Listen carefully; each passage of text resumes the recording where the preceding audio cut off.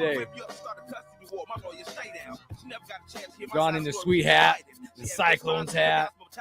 Elijah over there getting energized with the energy drink. I think he needs it. We had a lot of fun coming up. We'll talk NBA playoffs. Big Ten baseball tournament. I'm getting really mad about the format. I'm getting real mad about the format. I think it's dumb.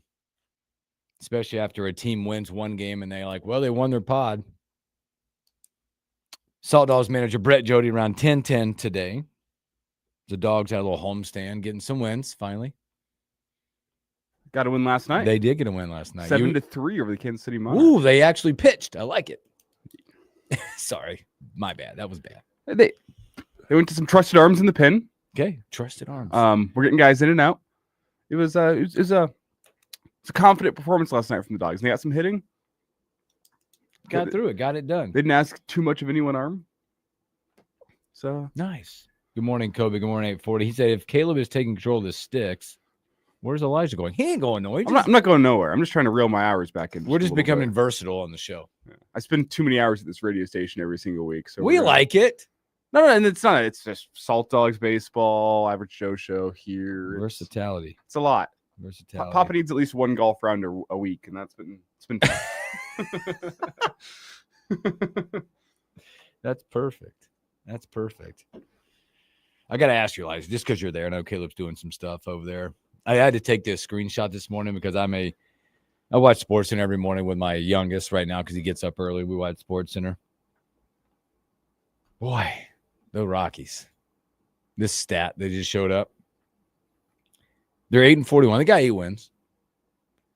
Fastest team to reach 41 losses since 1895. I know I'm beating it up. No, I'm rooting for the Rockies to do poorly this season. On pace for I think I heard him say 136 losses. Historically bad is the only thing that can change how this team is being run. So yeah, I'm the more losses I see, the better from the Rockies. I mean, honestly, it's sell the team type territory. That's what we're at right now, and I think that's what the Rockies need in order to improve. So if that's what it takes, that's what it takes. It's interesting, man. I just saw that. I'm like, God, Lee, it's always that's the thing about I always baseball. think back. You're a professional organization. And I know it's humorous to people and things, but man, act like a professional organization. They as a professional organization have some built-in disadvantages. First off being, I mean, you see what the Dodgers are doing money-wise, the Yankees are doing money-wise. Yes. The Rockies are much closer to the A's than they are to any big market team. Combine that with the fact that you can't go sign any pitcher because no pitcher wants to go pitch at altitude and ruin their numbers. And it puts you behind the 8 ball. So I understand there's built-in disadvantages, but there's ways to go around. I mean, a power hitting lineup, that'd be better than what they have right now. They have some weird small ball thing going on. You're playing at altitude. I understand the humidor and everything, but there's so many things wrong with how that organization is run. And if it takes historically bad to make a change, I'm rooting for historically bad. Agree. It just sometimes like, man, it's crazy. So, all right, NBA play. Boy, what a shocker last night. A stunner in the Garden last night. My goodness. Yeah, I'm going to get to that because that might come back to haunt them. 138-135 in overtime last night. My goodness, I don't know what to say about this. The Knicks, a total control up 16 or 17 points throughout this and conceivably looked like they were going to roll through this and dominate game one. And then all of a sudden things started to happen to them. A lot of this will be talked about the shot at the end that tied it to send it to overtime. Boy, but if you look back, the key in this thing is the Knicks let off the gas on defense. Up 9 with 50-something seconds left in the fourth. They started going under the screens in the fourth quarter. You look at it. Is it Neesmith? Is that his name? Neesmith. 20 points in 5 minutes. And 6 threes. Some of those shots, he was feeling it. That's what happened. He was letting it rip. He was 8 of 9 from 3. 6 of those coming in the fourth. Hitterburton did his thing, 12 of 23, 31 points, 11 assists. Siakam, 17. You got it. You were right there. The Knicks did everything they needed to do except for play defense late. Brunson, boy, what a night he had, by the way. 43 points. There's those free throws, by the way. 12 of 14 from the line. Yep. Towns 35 and 12. Bridges 16 and 6. What a shocker in the Garden. If you were watching it or you heard about it when that shot went down, which by the way, whoosh, people were saying like the Garden, just the air left, like the air got taken out of it, the silence. I don't know. And the question being this, can they recover from a defeat like that? Yeah, that's a tough one. I don't know about you, but I turned the game off with about 2 minutes left. Because you're like, all right, we're good. Yep. And I got a notification. Pacers are down 5. I was like, what? What? Turned it back on. And that final shot, I thought it was a 3 to win it. And then he pointed towards Reggie Miller and did the choke. Oh, man. I hope that doesn't come back to bite him later in the series. I think it will. Yep. That was a little just wait. That's one you got to wait on. Yeah. Game 1. If whatever you are, if you're a player, if you're a coach, it's hit, it hit the papers, it's hit every outlet possible. That is the material you need to go after somebody. Mm-hmm. Because that was a dominated game by the Knicks. Oh yeah. For the most part. They were up 20, right? 16. It was either 6. I know I saw 17 at one point. They were up 17 at one point. In that game. Boy. And him to look at Reggie and do that. Yeah. That could spell disaster. It was. I'll give him credit. It was. But that could spell a little bit of that's a little material for the folks in New York. But regardless of the fact is, they went and stole the game. They went and stole home court advantage. In a Knicks, everybody's saying the Knicks are going to advance and dominate and move on. Oh, man. Saw the highlights and I'm like, wow. That final shot, man, it just hung up in the air. I was like, oh, that's off. And then it fell. Everybody ran out onto the court. Man. Naismith, 20 in 5 minutes. Ends up with 30 on the game. Yeah, at some point, they were just drawing up plays like simple off-ball screens to get him the ball. They just said, just shoot it. Well, if you go through the game as well, you can see when I mentioned it earlier is that, and they're little things that turn big in these games. If you notice how aggressive they were against the screen early on, the screen and roll early on, going through it, going above it, they started going underneath it. Mm-hmm. And Hart even said, we let the gas off. Yeah, I was just going to ask if you thought, did they think they just had the game wrapped up? It's over? Yeah, it got complacent. I mean, in basketball, you got to fight to the end, but in theory, 9 points, 50 seconds, you start looking at the number of possessions you have to get to that point, right? Well, that's one thing as a Celtics fan that I've seen. Well, I saw a lot in the series that we had against the Knicks. When Tatum tore his Achilles, it was a 7 or 9 point game with 3 minutes left. And Knicks fans on Twitter have tried to make the argument that game was already over. And I'm like, if Tatum doesn't get hurt, we're down 7 points. Game's not over. You guys are not already up 3-1 in the series. And that was their argument, that Tatum getting injured didn't really matter. Game wasn't. If Tatum's still in that's a different. Well, we just saw it last. No, but like you would assume. We just saw it last night. You guys were up 15 with 2 minutes left, and that game you lost. That's one thing I love about sports is until that clock hits 0, until that final out in the 9th happens, that game isn't over. We just saw it. Look at big Nebraska the baseball other night with Husker baseball. We saw exactly. It. But I think in the sports world, from my opinion, that kind of stuff is going to happen, right? Boom. You just got to go back, not to the drawing board. You go back and assess the performance. You assess what went wrong and correct it. It all goes back to X's and O's. Yeah. You got to be able to flush it.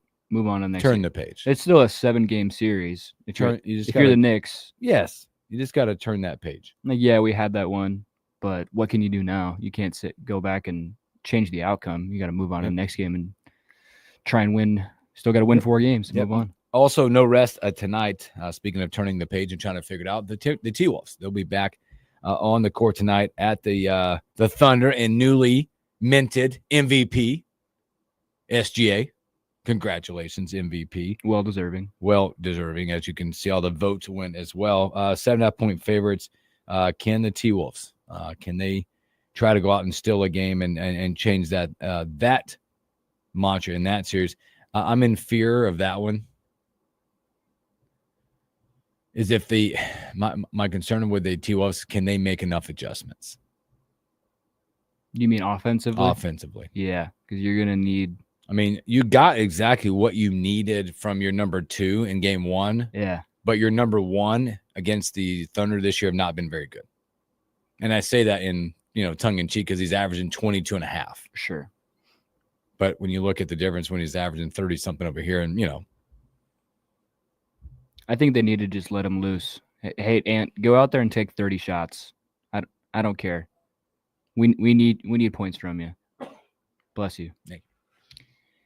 Yeah, you gotta have a more concerted effort from Ant for sure. And like we talked about it on whatever day that was, whenever the day after game 1 was, and DiVincenzo was 3 for 14 from the field, and really you got to have just a better all around effort from everybody because they got. Yeah, we went back and we talked about this, and I think Elijah, I said this to you in the last series is Jokic. I think the Joker was the best player on the floor for the most part, but Thunder were the better team. Yeah.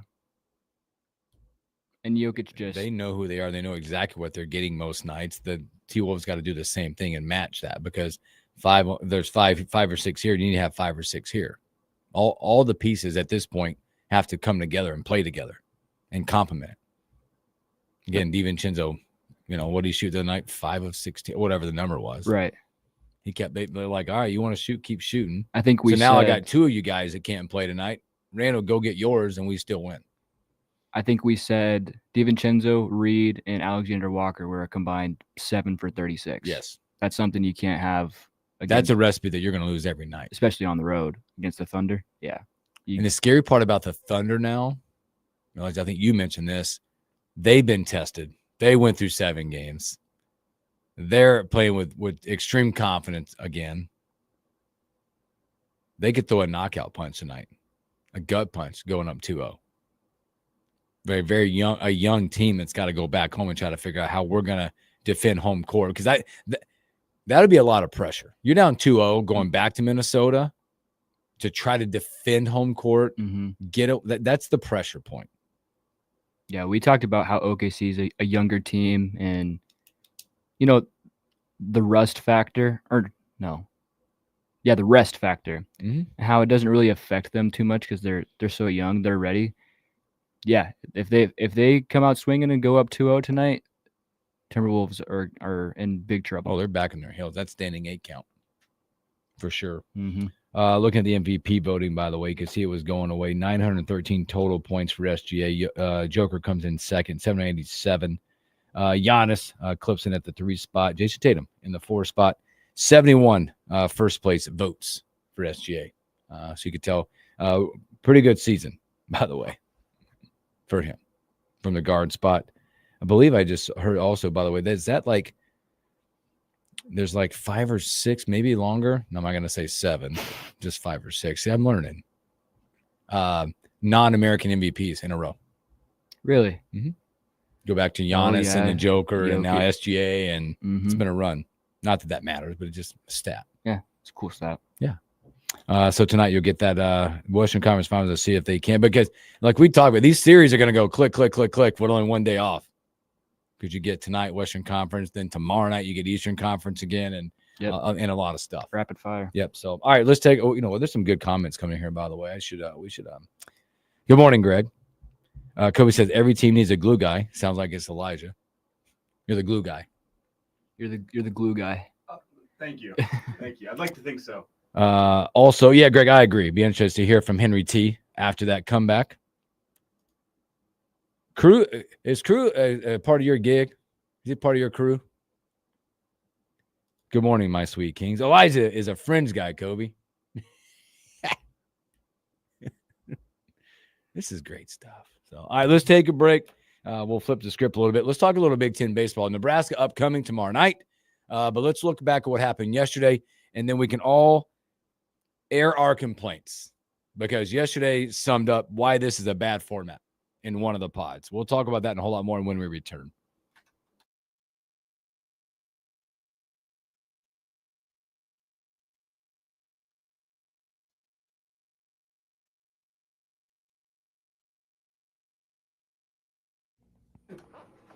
I'm gonna try these over here again. I think it's. Well, I'm thinking I could move that one well for first segment. That was great. If I move in there, Yeah, that's fine. I'm moving there.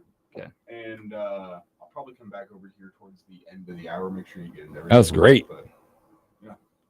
You did fine, sir. I think I'll sit at that one next to Hooksy, so it's that. I guess it's asking if I sit over here on the right. 3. Yes. Okay. And I'd say crank it all the way because that mic tends to come out just a little bit soft. Okay.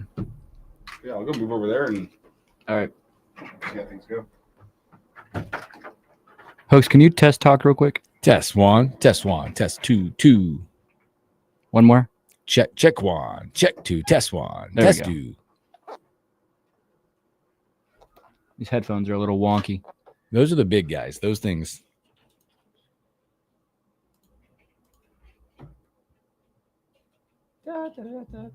Whoa.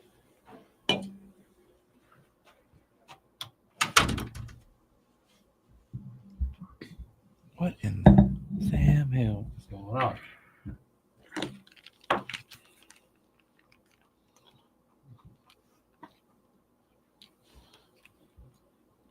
Where is the? I want to see this right quick.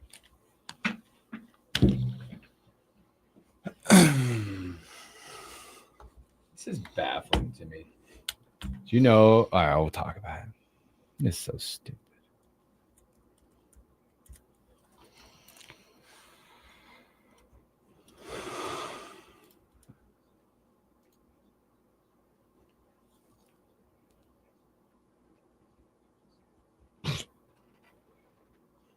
That can't be. That's right. You got an interesting stat? No, I'm just so mad about this. I'm looking at the Big Ten conference tournament bracket. It's dumb. Yeah. Especially as when we talk about it in a minute, there's a semifinal that's already set with games to be played. Yep. And there's other games where they've advanced people already. It's so crazy. I think we can ask the question: what do you do if you're Oregon in your game tonight? You throw off. Yeah, it doesn't matter. But do you want to kill your momentum? Like, do you want to lose and potentially kill your team's momentum? Maybe that's good. Do you throw your number 2 guy? Do you throw your midweek guy? Like, who you I throwing know. in a game like this? Because you don't need to win, but you don't want to derail your team's momentum.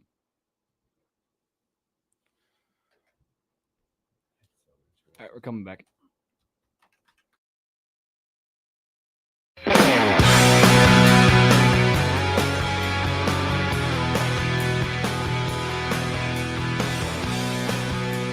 Welcome back in the Morning Hookup. Thanks for hanging out with us on a beautiful Thursday morning.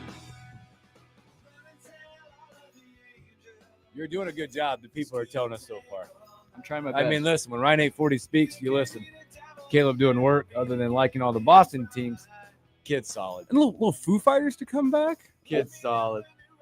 We'll find out pretty quick here. My music taste range is pretty. Oh, it tells a lot. Music tells a lot about people.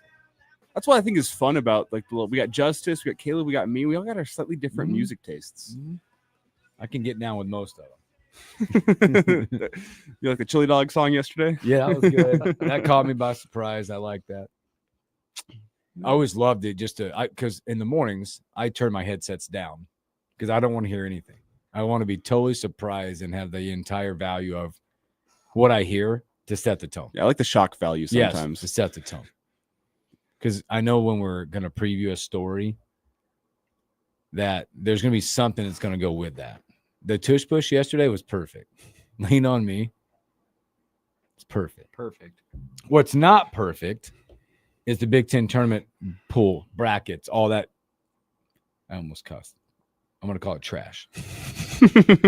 All that BS. It's just so maddening when you look at it. I mean, obviously, this is whatever. They got to figure it out. It's bad because, here's the deal. Yesterday, you looked at some games and some results, whatever. Don't care. But you look at it right now, there's a semifinal set, and a team had to win once. Well, that's UCLA won one time.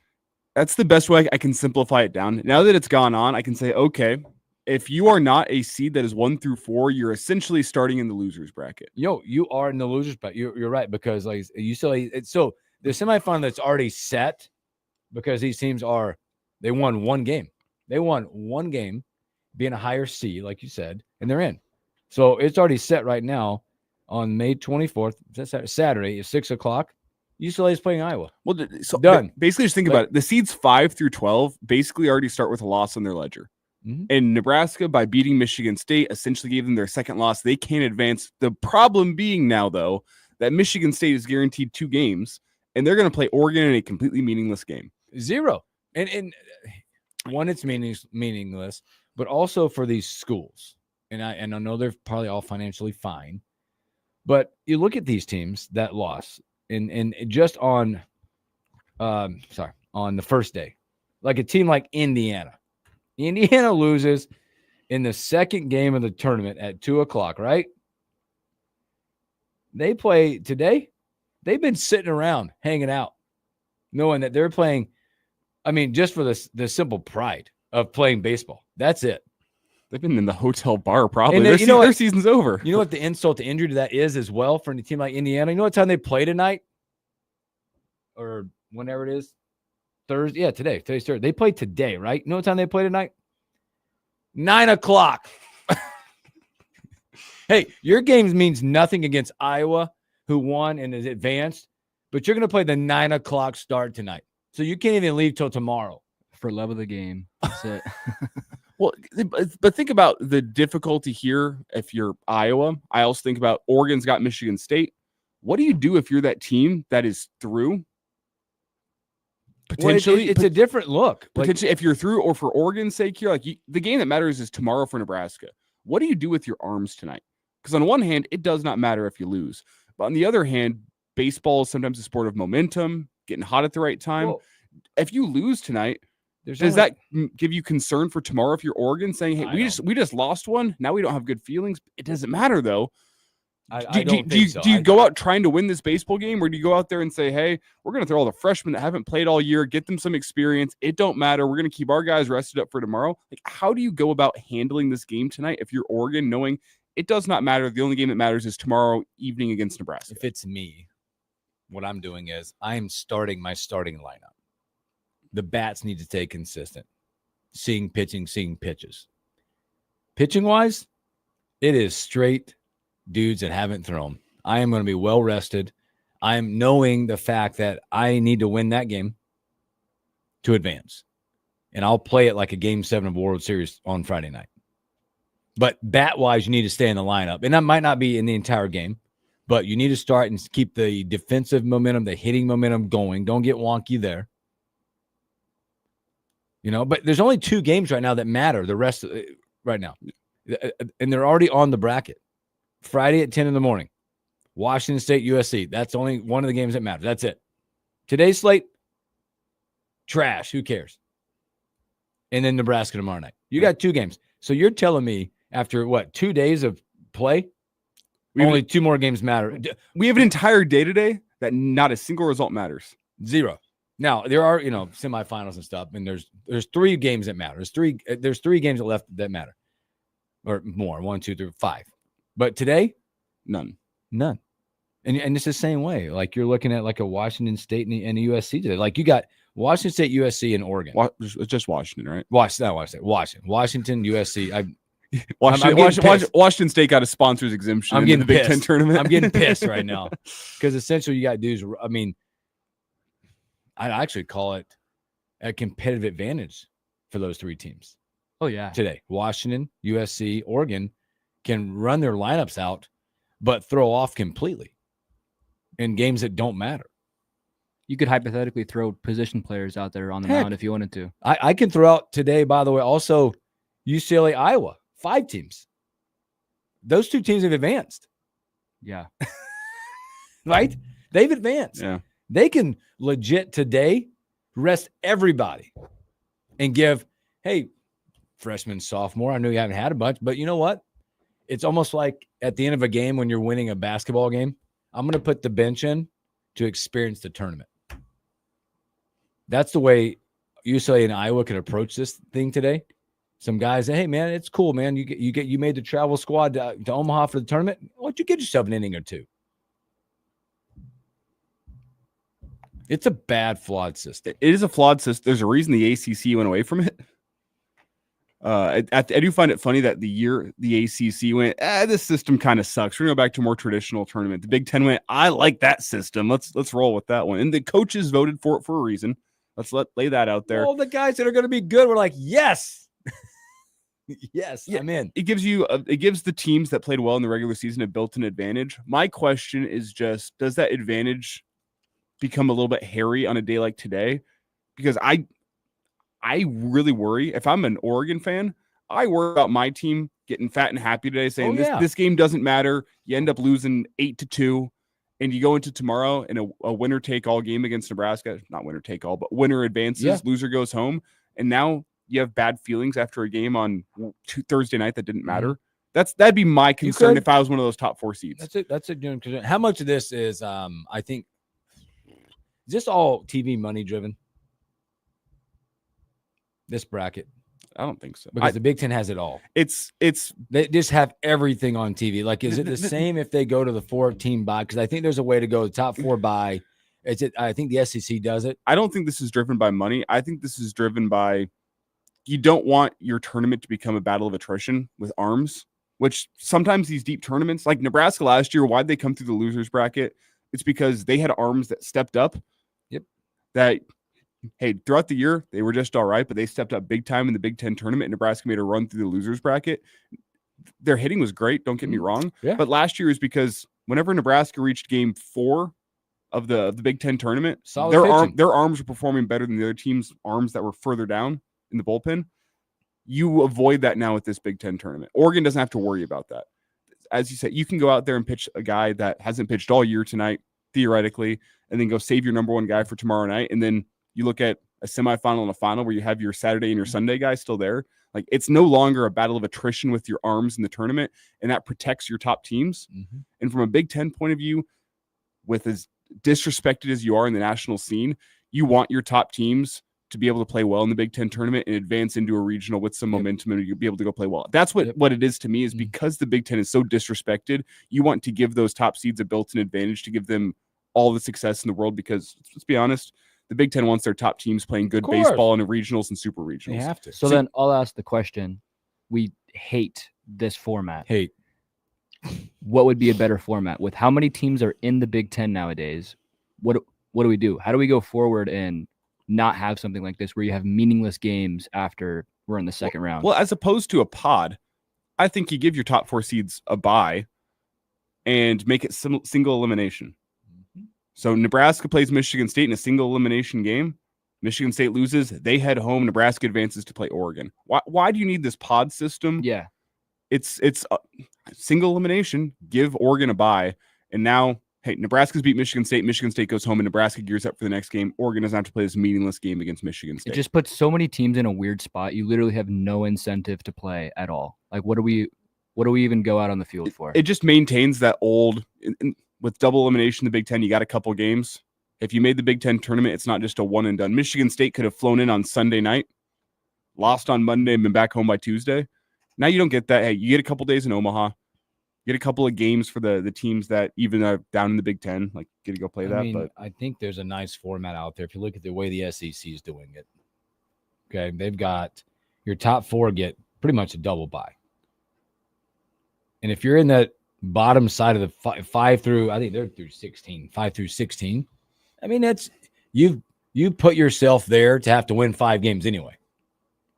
And they give the top 4 the essential have to win 3. Go look at that. I think it's easy to do. Top 4 teams have earned the right to be off for a couple. It's single elimination, gone. But think like about you said, in the Big Ten here, Nebraska's got to win 4 games. Oregon's got to win 3. So it takes a little bit of strain. It takes a little bit of strain off of your arms. Mm-hmm. So I'm saying, even the top seeds in the SEC got to go in 4. usually most teams, even the top teams, you got your 3 weekend guys you really rely upon. 3-game series is what the season is built on. It's what a super regional is going to be built on. And if you win in a regional, that's what a regional is built on. Nebraska softball just had to go win 3 games over the weekend. Yep. That's what it's built on. The SEC is built so you have to go win 4. And is that fair to a team that through all year long has been playing 3-game series? That's kind of the question. Yeah, they've got it set up. By the way, I was looking at this. I had not studied it very well, but they've got it where if you're a top 4, SECs, if you're a top 4 seed, you got to win 3. If you're going to win it, if you're 5 through 8, you just got to win 4, and then the bottom side, he's got to win 5. It's a lot of baseball games to go win with limited arms, with the shortness of a tournament. That's the reason for the Big Ten doing this. I don't think I like it.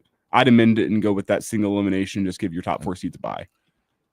But hey, we get baseball today on a Thursday, I guess. It's unimportant baseball. We get to watch baseball. Very unimportant baseball. Very unimportant baseball, which is sad. But again, the other part of that is just for these teams. These teams that are just stuck up there hanging out. Let's ask the question. Would you rather watch Thursday at the Big Ten tournament with unimportant games, or would you rather watch one Rockies game? It's both unimportant baseball. I'd rather jump on glass barefoot. Wow, that's a great question. Tweetman says you don't rest on your first game and risk losing 2. He said you nailed it. Elijah Loki is speaking facts coming from Crew. Thank you, Crew. I'll see Crew at that wedding next weekend. Oh, yeah, that's gonna be dangerous. So there'll be more baseball today. Unfortunately, I feel bad for the people who have to call it today. Do you even do prep work today? No, 9, 1, 5, and 9. 9 a.m., 1 p.m., 5 p.m. And it's the day that's got the most games. That 9 p.m. game is insane because you said it's Indiana, right? It's brutal. So their season is already over, and they're like, yep, you guys have to. It's over. They got to wait. Like, what are they doing all morning? 9 o'clock tonight. Well, at least when whatever Michigan does, they get on a plane and go home. Penn State's at 1. They can go home. If you're the broadcasters today, you just go Harry Doyle on this thing and pull up that bottle of Jack Daniels for that 9 o'clock game. Oh, yeah. That's going to be brutal. No one's watching anyway. It's unimportant baseball. Nobody's watching anyway. Low blow from Greg here. Uh-oh. Yeah, it is. This is how they've been playing. Greg says unimportant baseball. Isn't that the Rockies team theme this year? Absolutely. And that's why I asked the question. The Rockies have not looked like they've cared in a single game this year. If they happen to get up by a couple runs early, they go, ooh, maybe this is the one. And then they end up blowing it in the 5th, 6th, and 7th inning. I think they care. You think they do? Question mark? They're 8-41. If they're 8-41 and they care, hoof. That's brutal. That is a brutal spot. I think Chris Bryant cares about getting his contract and nothing else. He's been hurt for an eternity. Since he showed up with the Rockies. Yeah. He's sitting on his couch collecting checks. Yeah. How many? Let's check back the last couple of years. This year he has played 11 games. He's batting 154 with 1 RBI. Last year, he played 37 games across the entire year. He batted 218. That's 15 RBIs, negative 0.7 WAR. In 2023, he played his most games since he was a Rocky. 80 games. I was going to say 70. Dang it. 80 games where he batted 233, 31 RBIs, a negative 1 wins above replacement. And then his first year with the Rockies, he played a grand total of 42 games. Did bat 306 in that first year. Okay. So no. Combined, has he played a full season yet? I don't think so. Let me do some quick math here. Across 3 seasons plus 50 games, 42 plus 80. I really shouldn't need a calculator for this, but I calculated it. Okay, I'm allowing. 170 total games in 4 years with the Rockies. So barely 1 season. But Chris Bryant contract, 7 years, $182 million. Good Lord. So we're going to take 182 divided by 7. It's going to make you mad. You better be careful. That's $26 million a year. Be careful. $26 million a year times the 4 years that he has played 170 games. Well, times 4. That means Oh gosh, don't even. He has made $104 million since he showed up for the Rockies and played in 170 games. That make you throw up. Making what, like $700,000 per game that he's played. Who made more money for wins and at bats? Or what was it better average? Scott Frost wins or Chris Bryant? Probably Scott Frost. Yeah, boy, he wins. Keep winning. So, all right, let's take a break. We come back. We're going to keep talking Big Ten baseball. We're going to look a little bit at Nebraska, Oregon. What Nebraska might need, what they need to do. Take a look at Oregon playing well. How can Nebraska advance in this game? We'll talk about that a whole lot more when we return.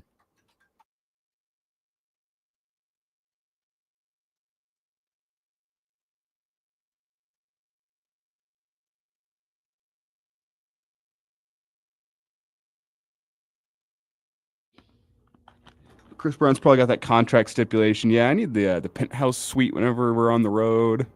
Oh, yeah, he's getting his due. Wouldn't you? If you're at that point, you're like, well, I'm still the guy. I'm getting paid a lot. I might as well get my all the goods I need. Like, I only want green M&Ms. It's so wild how the Rockies blew this up because the Rockies have had good players. Trevor Story. They have. DJ LeMahieu. Charlie Blackmon. Nolan Arenado. They've had dudes. Carlos Gonzalez. I loved Cargo. There's been good teams for the Rockies, but do you remember what the Rockies traded Nolan Arenado for? No, but it was like a couple dozen diamonds, baseballs. So the Rockies traded Nolan Arenado plus $51 million for Austin Gomber, Eluharis Montero, Tony Lose, Mateo Gil, and Jake Summers. Sure. Yeah, Rockies lost that trade. And they took that money that they saved on Arenado and gave it to Chris Bryant. They continue to lose that trade. I mean, the only name, Austin Gomber, is the only name I think is played. Are they still playing?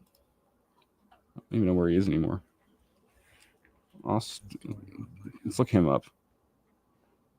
Oh yeah, last year he went 5-12 with a ERA just about 5 for the Rockies. Terrible. Terrible. Ryan 840 brings up something that we haven't talked about yet. Jim Irsay. Yeah, we're gonna get to that. That's you look at the Rockies or any kind of team that goes like that. Like what? How do you dig out of that? Is the question. Sell the team. Sell the team. Do better in the draft. You're a long haul. The problem is a lot of teams can be sellers at the deadline. The Rockies got no one to sell. Yeah, who are they selling? Good point. There's no talent there. There's no one on that team that anyone's going to want. It's a bad place to be. Chase Dolander, maybe. But that's also like your best prospect. But don't you? Yeah, that's one of those. If you're like, hey, you guys mind? You can borrow him, but we'd like him back. Here's the rental agreement. So you can do that in soccer. We come back on the one that says Morning Hookup rejoins, right? Yeah. Okay. Yeah.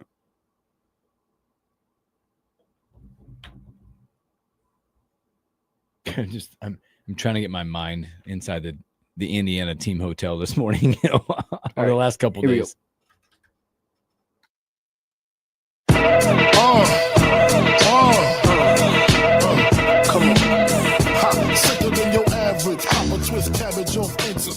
Welcome back in the Morning Hookup. Thanks for hanging out with us. A lot of talk around that Big Ten format in the tournament. I assume that's going to be a one-and-done type situation. Let's hope cooler heads prevail in that because, like I said, I was just sitting here. I was talking about in the stream where I'm like trying to put my mindset as an athlete, right? Knowing that I lost in the first game, like over here on a Tuesday.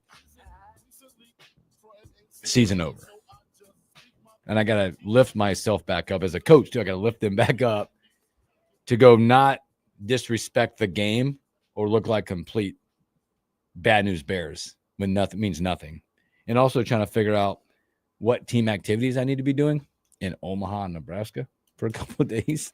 Brother, I'm taking my team to the zoo. I'm taking my team to the hotel bar. I'm taking my team we're getting lit to the mattress factory. It's funny you guys say that. My sister went to the zoo yesterday with the family. Yeah. Saw the Michigan State baseball team. Said, "Good game, guys."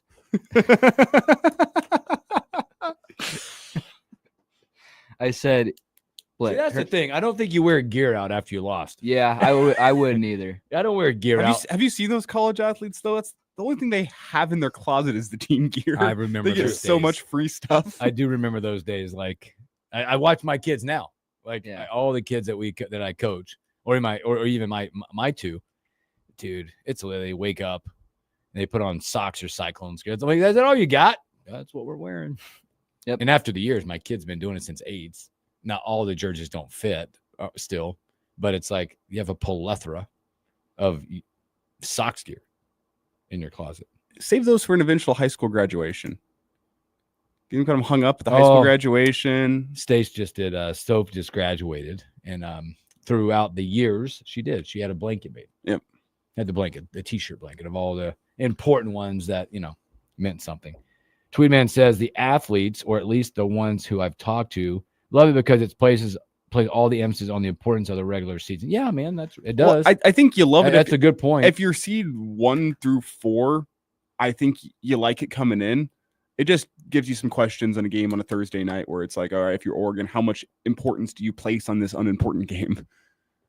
And yeah, I mean, even from the Big Ten perspective, you got to be looking at this globally, knowing today that, again, you're going to be on TV nonstop today, but knowing every game today does not matter. Is that a blow to look up and go, yeah, we'll be televised? Or the question being is, I assume looking at the stands today, they'll be pretty bleak. Well, on the 4 unimportant games, or 5. On the flip side of things, I think the Big Ten Conference considers every baseball game in the Big Ten an unimportant Yes, game. they do. They do not care. Yes, they do. Speaking of that, there will be an important one tomorrow night. I know locally for sure. Tomorrow night, big time crowd expected in this one. Nebraska, Oregon. As we know, they tell the tape on Oregon right now. What are they, winners of 11 straight? I believe 11 straight games coming in hot. Solid baseball team. You look at it, they hit 294 as a team. Solid performances there. And on the pitching side, when you look at that side, they have and boast the number one, tied for the number one. So they have the number one ERA in all of the Big Ten. Tall task.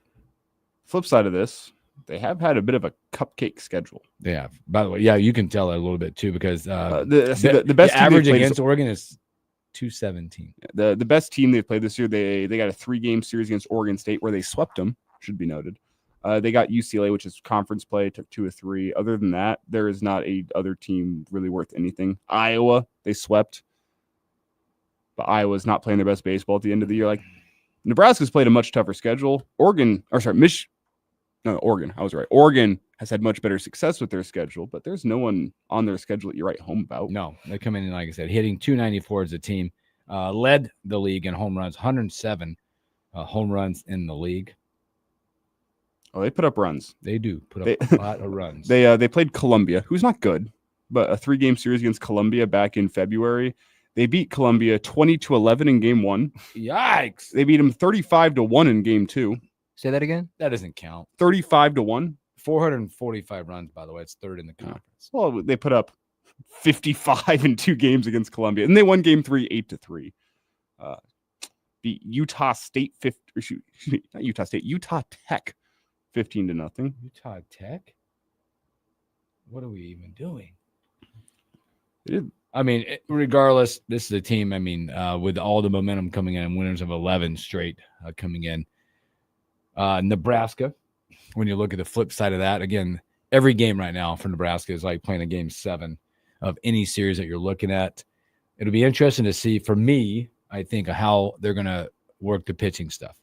Obviously, use your top 4 arms in your first game to get through that game. And we'll see what it looks like. Jackson Brockett most likely coming up. You think? We were talking with or is it Tucker Timmerman getting the start again? We were talking with you a couple with Evan Bland yesterday on the afternoon show, the Average Sports Show, and he thought this could be a good spot for Will Walsh. Ooh, that'd be a little bit of a twist because it's a power hitting lineup from Oregon, So you don't throw a power arm. You go throw a guy who's going to go paint the corners, get some late break on his pitches, as opposed to having wipeout power stuff. You're going to go pitch a guy that is going to get softer contact. Now, admittedly, I haven't followed Husker baseball that much this year, but is Brockett the one? Is he like 90% curveballs off speed? Whenever he's working, yes. Yeah. Whenever he's doing well. But Broderick also, by the way, is like 70+%. Yeah. But it's nasty. And he's got that really over the top arm slot. Man. Some of those curveballs, like right hand, they're bending back arm side because he's so over the top. He's got a unique ability that it comes from different angles. Like he can drop it from here. He can, when you watch it, it is 70%, but man, it is devastating. No, I think his curveball changes plane based on where his arm slot is. Yes. It's crazy. I think you're right though. You don't go power arm. You do something to pitch these guys away, pitch them backwards, put them into some weird counts. Mm-hmm. Yeah. And at the end of the day, you got to hit the baseball. Yeah, because against Oregon, they're gonna have a bloop and a blast. They're gonna do it. Like this is the ultimate game where I've said it all year long. 6 runs. It might be 8 against Oregon. Yeah. Your offense has to go put it up. And Oregon's pitching staff has been prone at times to allowing some crooked numbers. So that's what you got. It's more on the bats to me. They do boast 2 of the top 3 ERA leaders in the conference. Grinzel, looks like he's their dude, 9-2, 2.33, by the way. Jason Reitz, third best ERA, 3.09. He's 5-0. But with that being said, you look at Oregon this year, they're not the team that wants to beat you 3-2. No, that's not where they fight. They want to beat you 12-7. And I think that's big for Nebraska. On the pitching side, what you don't want to do is combine mistakes, walk multiple batters. If you're going to give up the bloop and the blast, that's fine. It's just 2. Or if you're going to give up the solo, that's fine. Don't get in the world of situations where you're giving up the 3-run shots that really make it hurt, because the bloops and the blast, they're fine. You can come back from those. Play great defense, pitch well. Again, I agree with you. It's going to be north of 6 runs, I think, in this type of game and the way they play. Now, we could be sitting here and get, hopefully, that whoever starts or whatever you get that magical performance like you did from Tucker Timmerman against, I forget, when we were talking about what's it getting. It was his first Friday night, I believe. We were like, what are we going to get from Tucker? And then all of a sudden you get 6 or innings. I was going to go there, but I wasn't. But 6+ innings out of a guy that dazzles you. And that's what Nebraska might need. That's the number you've been saying, though, Elijah. 5-6 runs need. 6 runs minimum is what you need against Oregon. And I also add, well, even not even just against Oregon, but just in general. Yeah. It's been the number I've been saying for weeks now. I would also add the one other thing I would add with this game, one more stipulation. It's gonna be big to be the team that scores first. And I say that because of the crowd you're gonna have there. Yeah, getting on the board first and taking that lead first is gonna get that crowd into it all game long. When you get the chance, you're the away team, correct? Yep, it's crucial. I think in innings 1 or 2 for the Huskers, you got to go put up a run, get that crowd into it, give yourself a lead, and put that little seed of doubt into Oregon's mind when they're playing in a hostile environment. Yeah, well, that, and I think this is a game I totally agree with that. This is a game where you want to return the pressure to Oregon. Like you said, whether it be the crowd, you got to execute. Stress the defense a little bit. Get them on, get them over, and move them in. Coach Jody would have thought the number of runs he scored in a couple of days ago would have been enough. 12 should be enough to win ball games, but apparently not. So, all right, let's take a break. We come back. We will have Salt Dogs manager Brett Jody.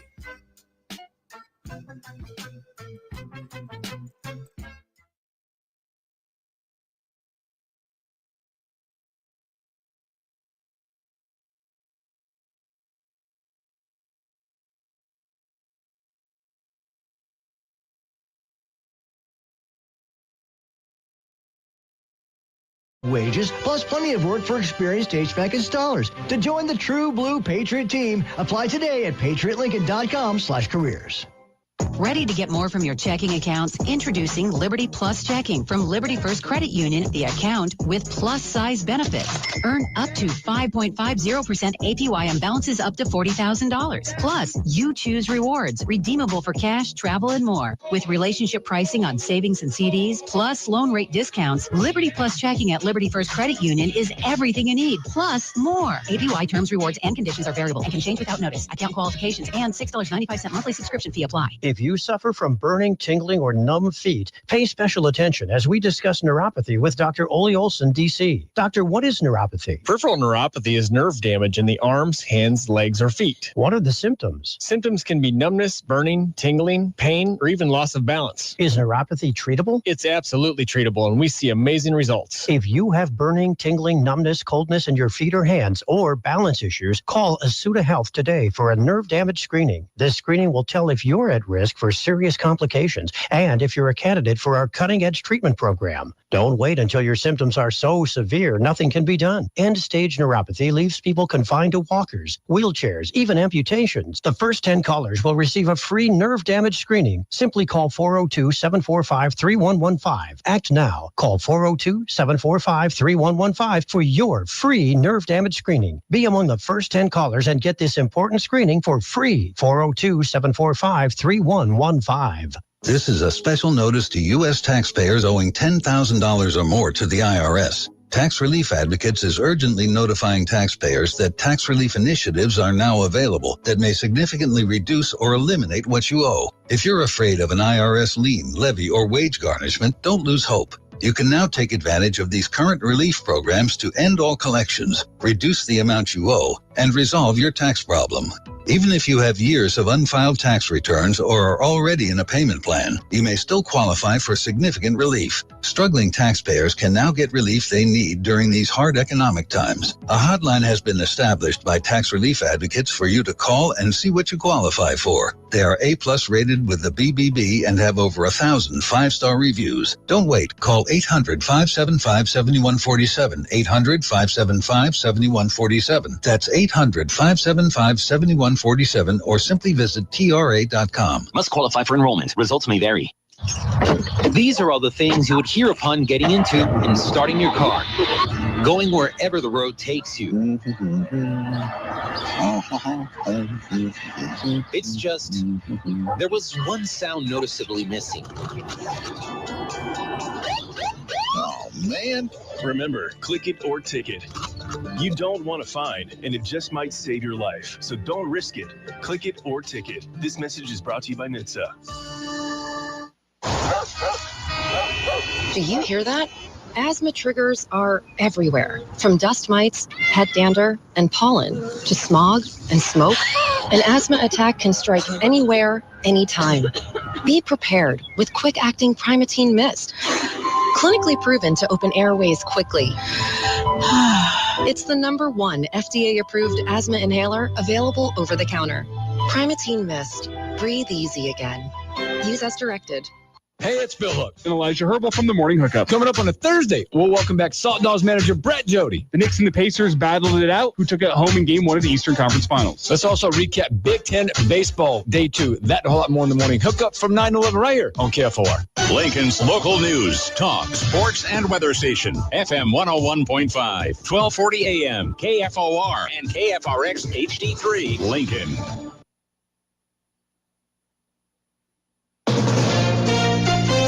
ABC News. I'm Sherry Preston. New information on the fiery plane crash in a San Diego neighborhood this morning. There are more than one fatality that we've found so far, but we're waiting to get the registered numbers that were on the plane itself. San Diego Assistant Fire Chief Dan Eddy says the plane went down in thick fog near a business airport that is close to military housing, and that none of those killed are believed to have been inside houses or cars that burst into flames. All the fatalities right now look to be that they're from the plane. We're working with the FAA right now to find out how many actual people were registered on that plane. The fires are all out now except for one car fire still burning. The U.S. Supreme Court this morning dealing a blow to religious schools looking to secure public tax dollars for funding. The court with a rare tie decision, says ABC's Devin Dwyer. 4-4 because Justice Amy Coney Barrett, herself a Catholic, recused herself from this case from Oklahoma, in which the Catholic Archdiocese was seeking to put online the nation's first taxpayer-funded religious charter school, explicitly a Catholic school under the Oklahoma charter program. The decision means a lower court blocking the school from using public tax dollars stands. Justice Coney Barrett not saying why she recused herself from the case. Investigators continuing to look into the fatal shooting outside the Capitol Jewish Museum in Washington. 2 staffers with the Israeli embassy were killed, and a 30-year-old from Chicago is in custody. Witnesses say he yelled "Free Palestine" as he was being arrested inside the museum after the shooting. President Trump overnight reacting on social media to the deadly shooting in Washington, D.C., writing on Truth Social, quote, "These horrible D.C. killings, based obviously on anti-Semitism, must end now." ABC's Karen Travers, the House doing a lot of late-night talking before passing the GOP budget bill early this morning. You're listening to ABC News. It's me, your liver. You know, the organ that helps you recover every weekend after pizza, donuts, and all those drinks. When you have a headache, you take an aspirin. You have a stomach ache, you pop an acid. But where's the love for your best buddy, the liver? The least that you could do to help me stay healthy is take Active Liver from New Nordic. Active Liver tablets contain high-quality, all-natural ingredients like milk thistle, globe artichoke, and turmeric extracts, which are proven to keep me healthy and you feeling your best. Active Liver provides an easy daily detox and helps protect me all year long. So let me make you an offer you can't refuse. You take care of me with Active Liver, and I keep taking care of you. Capiche? See for yourself why Active Liver is Scandinavia's #1 liver health supplement. You can find Active Liver at CVS and online at Amazon or directly from NewNordicUSA.com. Again, find it in stores at CVS or online at Amazon or New Nordic. The governor signs off on the state budget. Good morning. I'm Jeff Moats. We're at 57 degrees at KFOR. The 2025 through 27 two-year state budget's been signed by Governor Jim Pillen, and he issued some line item vetoes.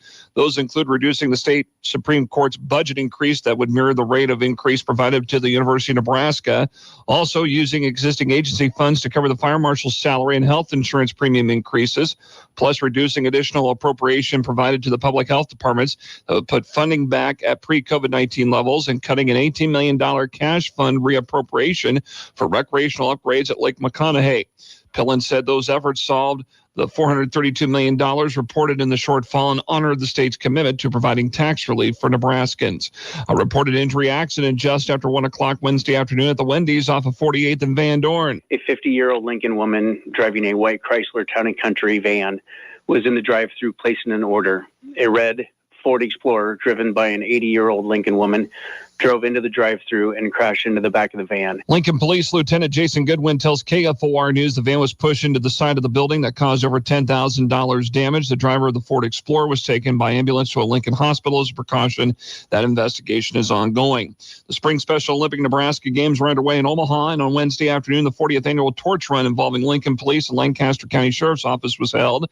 The route started near Memorial Stadium, went past the state capitol, and ended at the Hall of Justice downtown. Special Olympics Nebraska President and CEO Carolyn Chamberlain tells KFOR News the partnership between law enforcement and Special Olympics means a great deal to the competitors. They get to come to one of our events, and our athletes are thrilled to see them and are thrilled to have them there, and just respect them so much and appreciate all that they're doing to make them feel safer. Spring Special Olympic Games started Wednesday night in Omaha. They wrap up on Saturday. Mostly sunny today and a high around 70. Right now it's 57. I'm Jeff Moats, KFOR News. A recent survey of homeowners suggests that 23% of homes may have a roof that has reached the lower end of its expected lifespan. This is Matt Berkey with Golden Rule Contractors. If you aren't sure how old your roof is, or if your roof was new around 2005, then it's time for a free inspection. Don't wait for storm damage to have your roof inspected. Contact Golden Rule Contractors at grclincoln.com for a free estimate. We'll treat your home as if it were our own. So much of our life has happened under this roof. Like our first dinner here, burnt lasagna and all. Maybe it's time to imagine the next milestone, like a bigger kitchen. Let's get a home equity line of credit from Members Own Credit Union. With a HELOC, you only pay interest on what you use. Plus, Members Own offers free financial counseling and stellar member service. A new kitchen means a second chance at that lasagna. Under your roof, dreams come true. Get a home equity. VIP coming live from the VIP. Heard the nightlife, lost life with that me. Most feds in the state wanna see by me. The whole city got pissed, heard he got 3. That other rapper got a hit, but shouted he not out. Who set the city on fire soon as he got free? The king back now. Welcome back in the morning hookup. Hour number 2. Go Hooks. Elijah's somewhere. Caleb's got it though. Trained vet now, ready to rock. Right 840, we got you. We'll train him up. I don't know if I've told, since we're back in baseball season with the Salt Dogs, we have a song for Coach Jody. We did it all for 2 years. I'll play it for you. Because it's just kind of a classic. It brings me back to my 12U baseball days. Is that right? Yeah, 12U baseball days. I know what song it is. It's got to be Center Field, right? We got you right 840.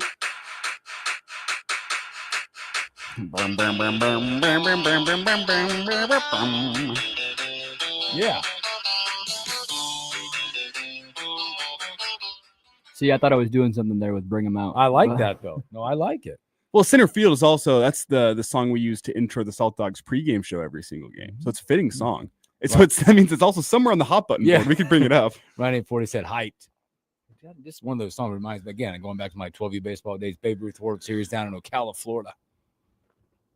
That was kind of our theme song. Might have been when it came out. I'm so old. In terms of hype, good Salt Dogs performance last night against Kansas City Monarchs. Kansas City's had their number so far this year. Kansas City's a very good baseball team. They came in last night at 8-2. They're very, very good. But the Salt Dogs finally getting some hitting going. Brody Farr's been good. Kyle Battle's been really good. The pitching performance last night was superb. You'll take that. You need to be firing on all cylinders to go beat that Kansas City team. Salt Dogs were last night. Now you get a Thursday night rubber match. How about Thirsty Thursday at the ballpark? A rubber match against Kansas City Monarchs. Thirsty Thursday. It's also Builders Appreciation Night. Builders Appreciation Night. Sponsored by Sampson's Construction. Yeah, Coach. I think this would be awesome to talk to Coach. It is every Thursday, but the contrasting games that he got. We'll talk about LPS Day. Well, you could ask, hey, are you more excited to play in front of the kids or the construction workers? Yeah, well, that's gonna happen. What's a more raucous environment? I think the Salt Dogs do it right by this is gonna come off probably wrong, but how appropriate probably to have construction night on Thursday. My bad. Sorry. I'm probably putting people in a box there. You're not wrong. Not everybody is like that because you work construction. Sorry. Don't come at me. Hey, I don't know people that work construction. It's not a stereotype if it's true. Right? Okay. I just want to make sure. Thirsty Thursday is a perfect night. Coach, what's up? See, look at this. I just talked about my dude. I can't express enough about Coach Johnson. He's on with us right now. He said that was our song, Bill. Yeah, it was. That's why we play it, Coach. Love you. We'll have Coach. He'll be calling here in a minute. He'll be, watch this. I bet you when he hits 10-10 on the dot. Watch. That dude. He's timely. He brings it. You got to be if you want to manage a baseball team. You got to be on top of things. I'm sitting over here not only learning how to run the board, but also learning how to take phone calls. So we'll see how this goes. Take one. Oh, look at that. Look at that. 30 seconds early. Caleb, first thing I'll say, make sure your mic's off whenever you do this. Yeah. Mic off. Caleb's behind the glass. I love this ongoing training thing. This is good. This is good. So many memories of that song, Coach. Man, I tell you what, every time it plays, I go back to that, my age then. And a lot of the guys I can still communicate with. And I still have a hat. I have a coat from that time that I still show the kids occasionally. So let's bring on Salt Dogs manager, Brett Jody. Hey, Coach, how are you? What's going on, guys? Doing pretty good. How about y'all? I'm good. I have to ask this because, these two don't, but we have kids, and obviously we're approaching the last days of school coming up. I don't remember having to take pictures as a young man on the last day of school, but why do we have to wake up and take pictures of our kids on the last day of school all the time? Honestly, I don't remember that either. Probably because I'm never around for it. But another thing is, I don't remember not going. I had to go even if it was just watching movies. I had to go every day. But apparently, my kids are at home and they haven't gone in a week. So I think they get out the end of this week. But I keep getting these notifications like your daughter was absent from school today, and I'm like, what's going on here? I always had to go for everything, you know. Coach, you'll love whether this. you're doing a crossword puzzle or whatever you're doing, you know, you're not learning anything, but. You'll love this one. So my daughter just graduated from high school, and they had already got the requirements were done. So we had a senior mass for the seniors. They had a senior mass and a senior brunch. And I said, hey, because he had 2 days left. She had more finals left. And I said, hey, what are you going to do today? She goes, I have 4 finals tomorrow. What are you going to do? She goes, I'm going to go lay out and swim. That ain't right. She's already got it figured out, you know? She walked into 4 finals sight unseen. And I won't tell you, I have not had the chance to show her grades yet because she could give 2 flips about it right now. Hey, once you graduate, it don't matter.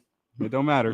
Well, hey, that's the other thing, right? You know, you got a busted 9th, 10th, 11th grade year. They fill you up with this schedule that's crazy you can't keep up with. Then your senior year, they're like, you only have 1 class you have to actually take, you know? It was great. My senior year, I was showing up at like 10:30 every single day. I got an hour and a half for lunch. Got to come back. It was great. My senior year was the best.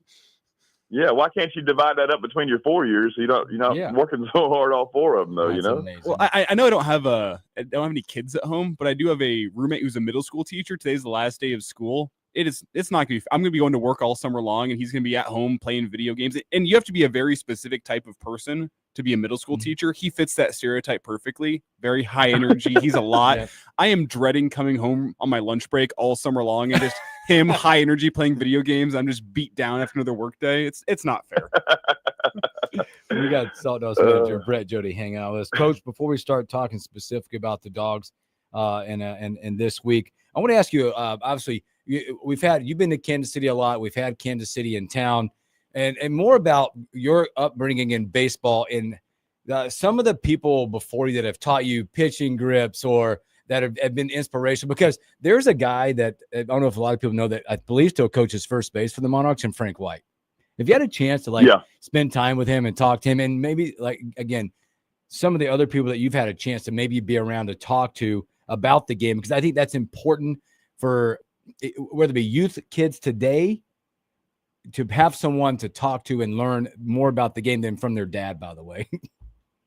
Right. Yeah, look, it's baseball's provided so many opportunities for me personally to be around, so many great minds, and you just hear, awesome stories and hear the different generations, whether it's Whitey Ford or a new age player now, or even Jake Diekman, who's been, played 12 years in the big leagues. He comes in my office every day and we sit there and talk and stuff, or Frank White or what it could be, any hitter, any pitcher or whatever. But yeah, I could sit there and list off names, but that's not very interesting. But the amount of names, I coached under Sparky Lyle for a long time. He won the Cy Young in '77 with the Yankees. So, so I've been around a lot of I'd say big time personalities and, big time players and the game has definitely changed, like from how it used to be where, Mickey Mantle's got, brown liquor in the dugout to now where it's, everybody's, drinking Pedialyte or whatever they're drinking. I don't know. But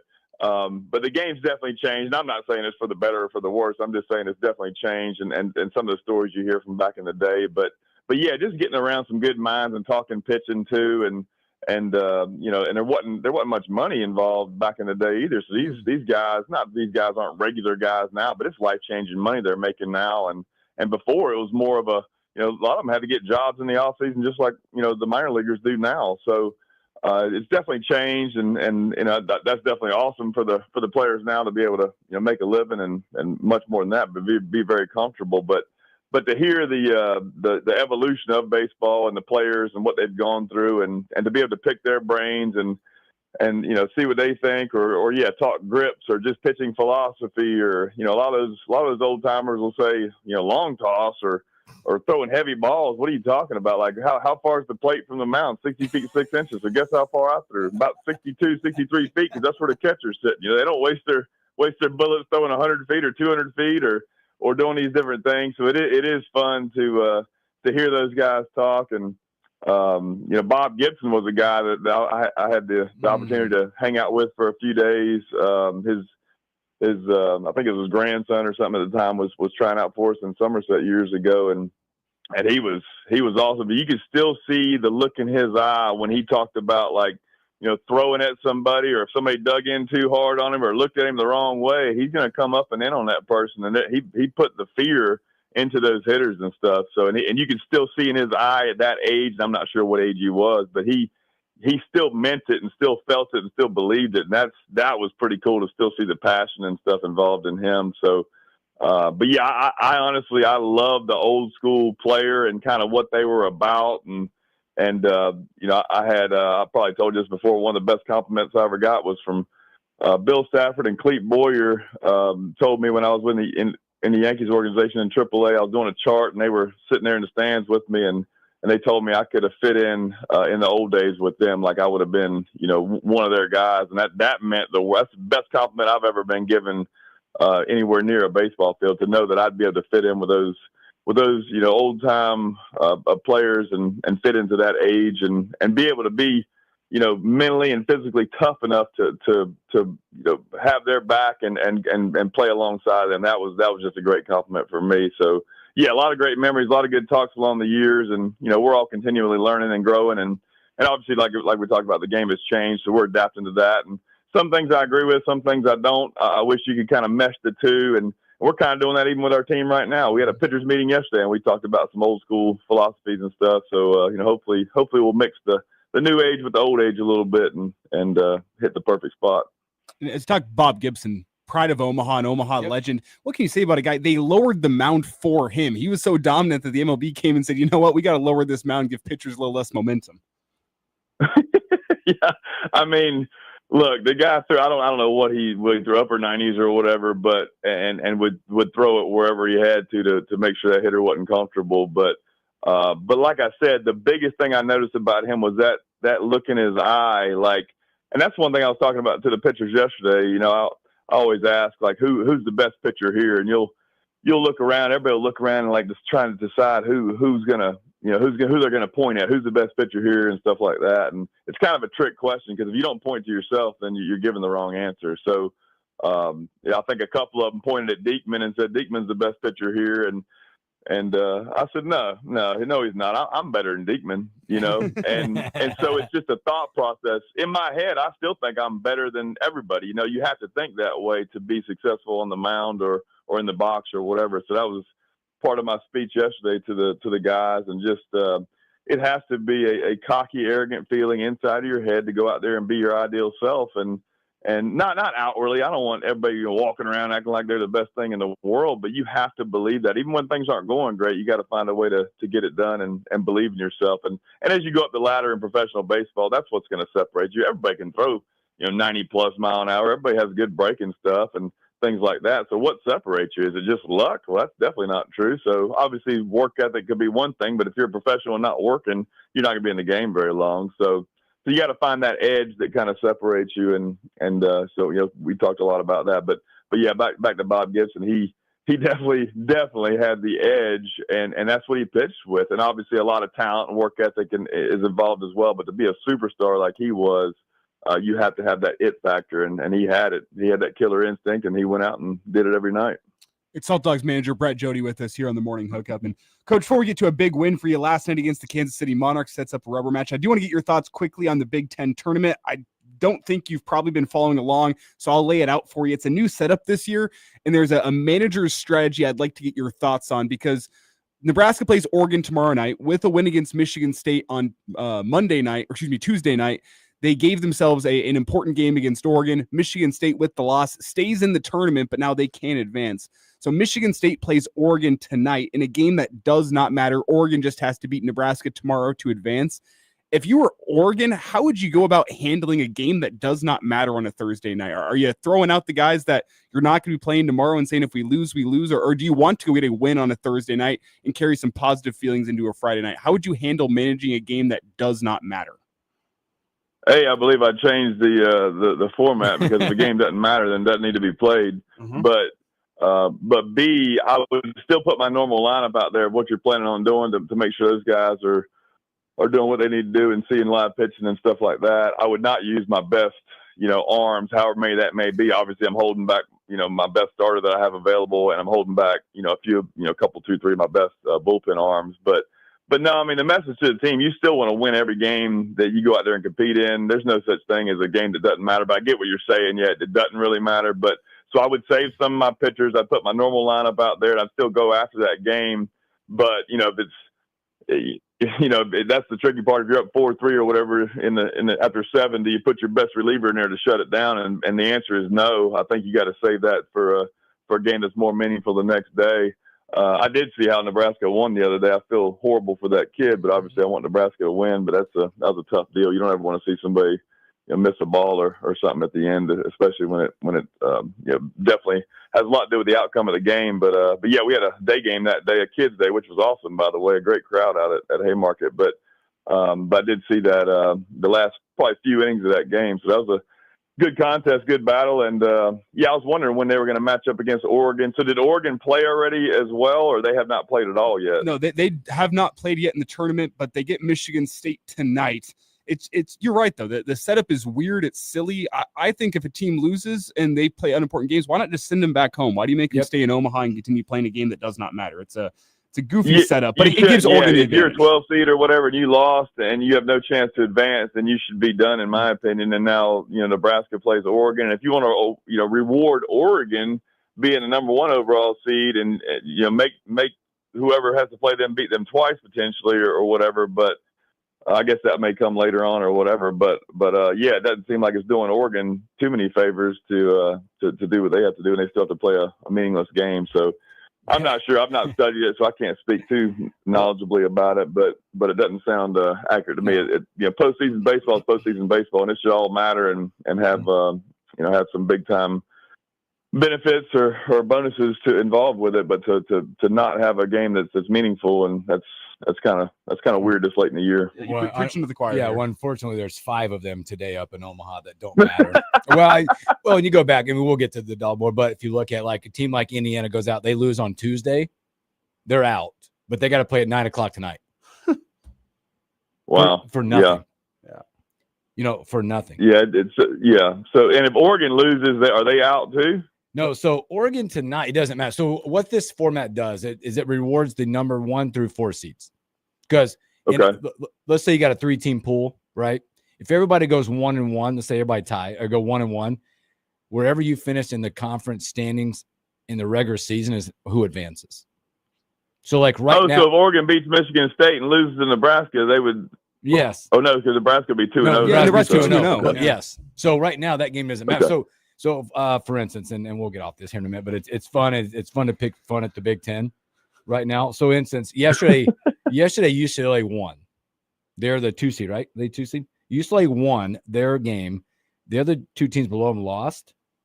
They're in already. They're in the semifinals. That's already done. Yeah, they're done. Yeah. They win one game and they don't today doesn't matter. It's just whatever. But they are playing today. I got a feeling they're going to change this format next year. Yeah. Coach, just go back a few days. You talk about I know we like to talk a lot of pitching and stuff. Let's go back a few days. And you mentioned LPS Day out there, over 5,000 kids, and it's always a fun environment to get the kids out. Boy, slugfest. The bats were rolling. They ended up losing 16-12. But I feel like from the pitching side of your brain, because I do this for the just on a lower level with the young kids, I try to figure out how the mystery of stopping that run from the pitching side, from running guys in and out. And I don't know, it feels like it's one of those things like, man, I feel like there's days I probably feel like where everything I do, every maybe pitch I call, every guy I run out is the wrong mix.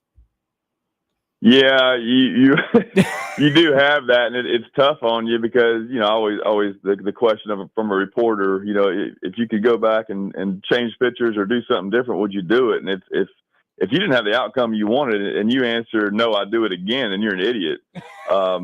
You need to change what you did to try to have a different outcome if it didn't work. Definitely. So yeah, we had we're for the fans, and the kids like the long ball and like runs. So we were just trying to do that for the fans. Okay. So we're all about the fans. So I sacrificed the game for that, but no, we were, we did get down, behind early. I think we got 2 quick outs, and then gave a solo homer and a 2-run shot. We were down 3-0, and then we ended up going up, 8-4, 10-5, I think it was, to eventually in the 5th. And I remember saying to myself, all right, this 5th inning is a big inning.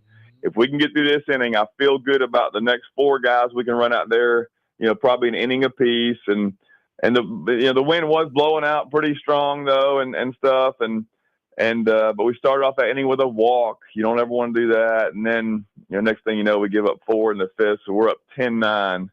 So then I got another guy coming in that's a sinker ball guy that should get some ground balls and hopefully keep the ball out of the air and stuff. And well, his sinker was flat today. His command wasn't great, and his slider was kind of, spinning. It wasn't breaking sharply. So then he ran into a bad one. And you can't go to your, closer in the 6th or whatever. You just can't do things like that. So you have to depend on some of those middle guys to get you through. And Kansas City's got a great lineup, but we also were not making, great quality pitches and stuff like that. So, but it's that early too, you're always like, all right, you feel the inning and you know what's going to be big and what's not. And like I said, if we could have got through that 5th inning up 10-5, I think we win the game. I definitely think we win the game, but we didn't. We gave up 2 big innings in a row, gave up a 4 spot and a 5 spot. And that was the difference. And then we scored I think we hit a home run in I don't know if it was the 9th or whatever to lose 16-12, but yeah, it's unfortunate when the offense comes out and shows that way. And me being a pitcher, I take that personally, where your team scores for you, got to put up a 0. There's a lot of things we talked about yesterday, obviously after that game, but you have to take pride in putting up a 0. If you can't put up a 0, then put up a 1, or something, a solo homer or something like that maybe, but don't give away free passes and let's make smarter pitches. But we gave away a free pass. We gave up an 0-2 line drive hit. We gave up another homer. It's a lot of things went wrong. And to give up a lead like that, a lot of things do have to go wrong. But it's, it can't happen in professional baseball. It does happen, and you don't want that to happen. I remember I was up 11-1 before in a game in the 3rd or 4th inning, but you could still feel that you weren't safe in that environment. And we ended up losing that game, whatever it was, 12-11 or something later on. But it's going to happen if you're around the game long enough. And I've been on the other side of those things too, where we've come back and won some of those games. So it's a tricky sport, man. And you gotta compete till the end. But yeah, when you get that lead like that, especially from a pitcher's perspective, you have to find a way to minimize the damage and shut that other team down the best you can and stay away from the big inning. But yeah, I definitely made the wrong moves that day, but it was pretty much the only moves I could have made, because that's, you got to think of who you have available, who can go multiple innings, who can do those things. So that's what we were up against. And we started a NAIA college guy too, which he has a very good arm. That was his first start. He did a decent job for us. Needs to be a little bit better, but so he wasn't built up either. So you got to go to the bullpen a little bit earlier. So there's a lot of factors involved, but it's unfortunate you score that many runs, you need to win the game. But if you do look on the bright side of things, Coach, the bats stayed hot last night. Kyle Battle's been really good this series, and you get a win last night. Now it sets up a rubber match tonight.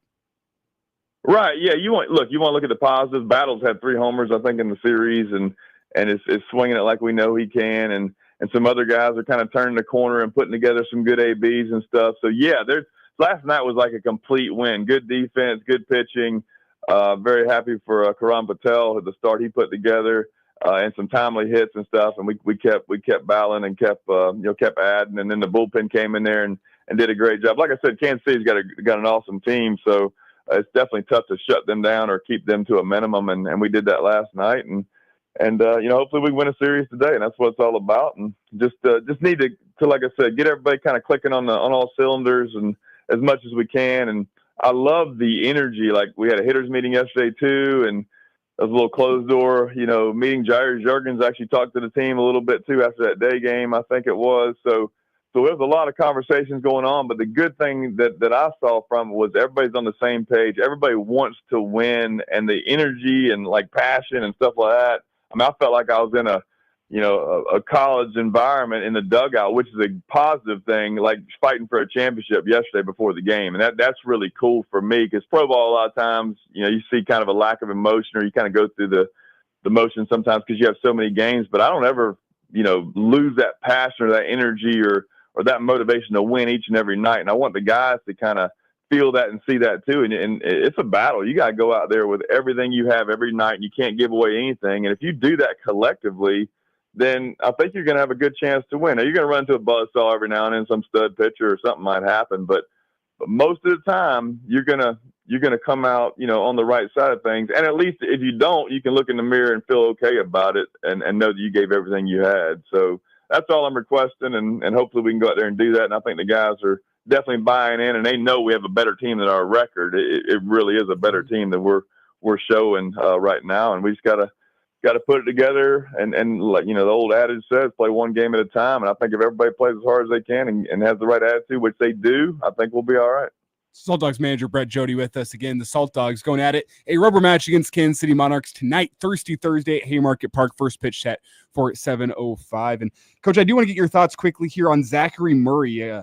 Contract was picked up by the Reds. Had a couple of good appearances for the Salt Dogs this year. It's that tough situation that you're in the American Association where you're happy for the guy, but you also sit back and go, man, we would have really liked to have him around. I just want to get your thoughts on him going off to the Reds organization.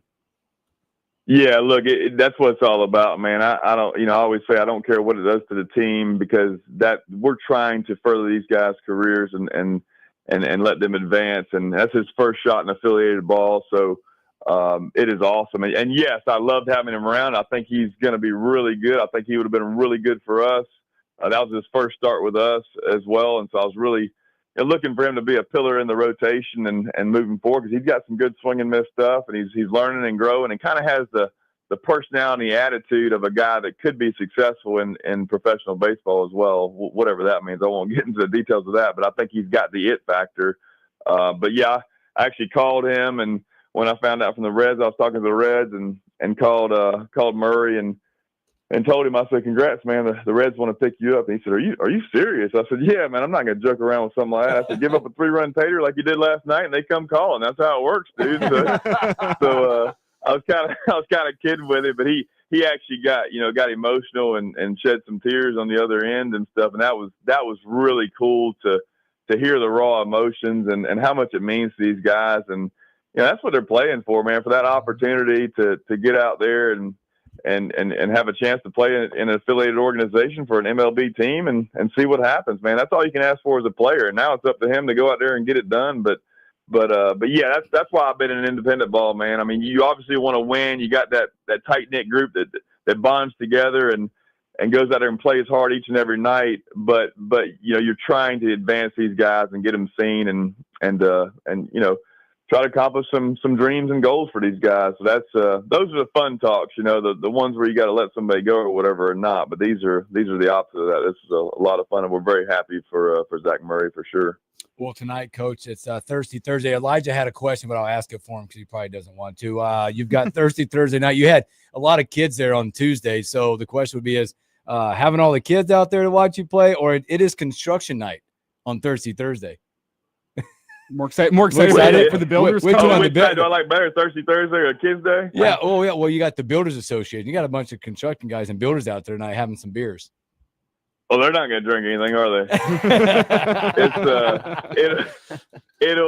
I like both of them. I do like the buzz and the energy you hear from the kids. I mean, I was talking to some parents or whatever. I walked out there the other day, and they were like, they cheer for everything. It doesn't matter if it's a pop fly or the shortstop. They're like yelling and cheering and stuff, and they're into every song. And that's why I try to update my game of like, all right, is this a song I need to know or what's going on and stuff? You kind of see what's in and what's not. But I did notice, man, they were still like dancing to the Macarena. I didn't know that was still a thing, but all the kids knew that the other day. So that was fun to watch. But yes, a good Thursday is fun too. You start seeing some towers with the cans maybe up there. We got this cheers cam, which I'm sure will be active tonight, where it's kind of cool and you see everybody raising their beers or glasses or whatever and cheersing each other and having a drink. So but yeah, it'll be great to have the Builders out there. I'm sure they'll be a little bit rowdy and hopefully it'll give us a little bit of an advantage. But yeah, I look, being around baseball as long as I have, you enjoy all kinds of different crowds and stuff. And this will be a fun one tonight, and hopefully it'll bring us a W. Well, you and I both know all we need to do to stay current is ask our kids. You and we just need to ask our kids. Right. Say like, what's this song? Yeah, I guess I'm hearing the term baddie or whatever. Baddie, you hear that. That's a good thing if you're a baddie. And if I hear aura, and if I hear the word aura one more time, So what I do is, I Right, know what right. I do is I just say it on purpose, like way out of context. Hopefully they stop saying it. Right. Right. So- Yeah, it's crazy the things you hear, and I was coaching softball back at home too, and some of those girls were saying certain things. I just kind of acted like I knew what they were talking about. But I had no idea what they were talking about. So. Well, Coach, we appreciate your time, man. Good luck tonight. And it should be noted, Coach Jody has given you permission to get rowdy on a There Thursday you go. at Haymarket Park. He gave permission. So Oh, please, absolutely, absolutely. Awesome. Great stuff, Coach. Good luck tonight in the rubber match. Take care of yourself. We'll talk to you real soon. Sounds good, guys. Have a good one. Salt Dogs manager Brett Jody right there. Great stuff from him as always. Kind enough to give us 20 minutes of his time on a Thursday kind of morning. on a Thursday morning. He's gearing up for Thirsty Thursday. He gave permission to get rowdy. Maybe we need to make a trip on a Thirsty Thursday, this crew.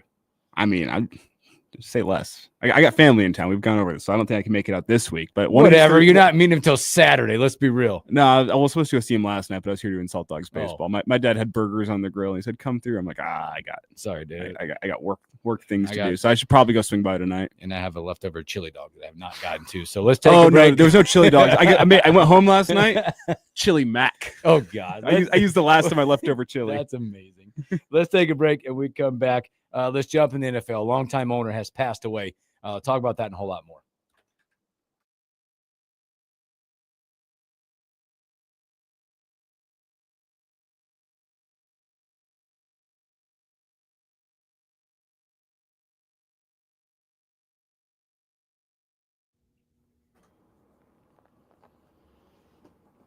Jody's so good. Have you guys ever heard? We have to ask him to do it maybe in a week or when we can figure it out. Like he has told probably his story. I think each year his story of his call up to the Yankees. It's really cool, and it's actually kind of funny.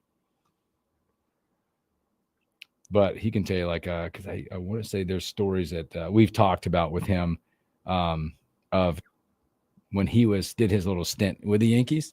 It was when the Rocket was there. Roger Clemens. That's really cool stuff.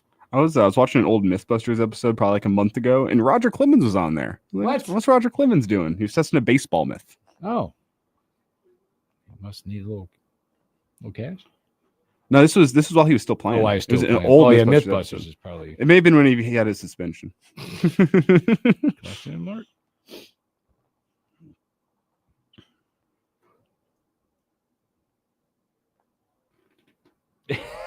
Fringe guy Elijah does have a ring to it. Kobe, quit aura farming, Hooksy. Oh my gosh. It's like multiple times every hour. Especially like on game days, like with a bunch of 14-year-olds in the dugout. And Kayla, you probably got this at a bunch of 13-year-olds in the dugout. Oh, yes. I get to the point where like it's like if they're down there and we're on offense, they're hitting and they're at that end, I go opposite end of the dugout.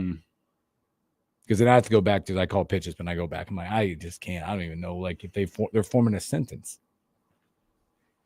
Yeah, it gets to be a bit much. Although the other night we played a team that was doing softball chants. Yikes! There's no cheering in baseball. And No. Sorry. Like maybe because I'm just full count and the whole dugout's going base hit, ball for. I was like, maybe I think it should stop at 10s. Yeah. Yeah, there's a certain 8s and 9s. age. Like you're having there's a fun, cutoff. Mm-hmm. man. 8s and 9s having fun. Let them enjoy the game. 11. I'll give you 11s. Just stop it. Hit the ball that day. I mean, I just can't do it. I can't. I Yeah. just can't do it. I guess I'm an umpire. I don't care. And absolutely, the worst thing to teach them is not the worst thing, but what you need to teach them. Again, if they're going to cheer 8 till 10, blah, blah, blah, but start teaching them not to do it as the pitcher starts his windup. Yeah. Like respect the game. All right, we're coming back.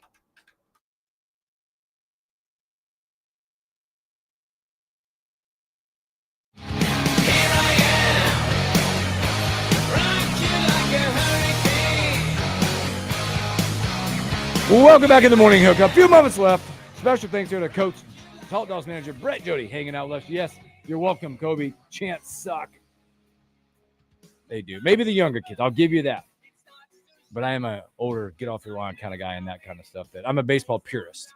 See, the only thing that Don't chant, don't bat flip. I don't like your oven mitts and your shin guards and all that crap. only thing that killed me with like the dugout chant. I'm as long as you're keeping it to your team and not against the other team as an umpire, I don't care. What really frustrated me though was last spring when every single time, this is high school level, every single time there was a break-in pitch that ended up in the dirt that the batter would lay off of, you'd hear one or two guys from the dugout, Hawk Tua, spit on that thing. Stop. See, that's got to stop. Speaking of that, so things that you hear, what is the most That's common thing? Because the umpires don't hear dugouts and things. No, you hear everything. But what do you hear? Like, what bothers you when you hear it?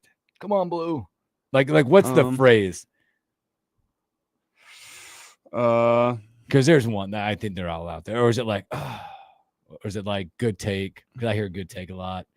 That's not a strike. Whenever a pitcher throws one like in the other batter's box, but from the dugout you can't see where it ends up. So it's like a strike, and the coach yells, "That's where we like it. Keep it right there." And I'm like, if you keep it right there, he's gonna be walking the next 4 It's gonna batters. be a long day. Where it's like it's the coach's like little tactical way to be like, I think that's a strike, so I'm gonna make sure the umpire hears me yell, "We want it right there." Yeah. No, you don't. You don't want it right there. It's the other batter's box. You do not want it right there. Trust me on that. Because I'm the guy. I never address an umpire typically, but like if it's one of those and I sit on the bucket and call pitches, if it's like pow and it's a ball, I'm like, I just ask my catcher where at instead of bothering the umpire. Because I think if you teach your catcher to have a good relationship with the umpire, they'll let you know. Oh yeah. They'll let you know. So also, by the way, Coach brought up Kobe says Elijah needs a good heckling when he's behind the plate. It always locks him in. That is true. Oh yeah, no, you get locked in for sure. Sometimes you need a good reminder that what you're doing matters. And I'm usually there, but like, hey, one or two things from the dugouts. I don't know who it is, but they want to go on the air. Ask him. Yeah, grab a name. Yeah, we need a name. Yeah, we'll get a name. Just grab a name. We'll grab a name. Who am I speaking with? Yeah. Ernesto. Let's go. Let's Let's go. Yep. Yeah, we know Ernesto. He comes right in front of the line. We know Ernesto. Front of the line. Front of the line. Right. You got him on? We got him? You got to double tap that top Double button. tap. You can do it from there too as well. Double tap. There you go. All right. I think we got Ernesto, Ernesto. what's up, brother? Hey, not much, There you guys. go. What's By the way, going on? I just did something I've never done before. I have this like thing in front of me where I can answer the phone. I just double tapped.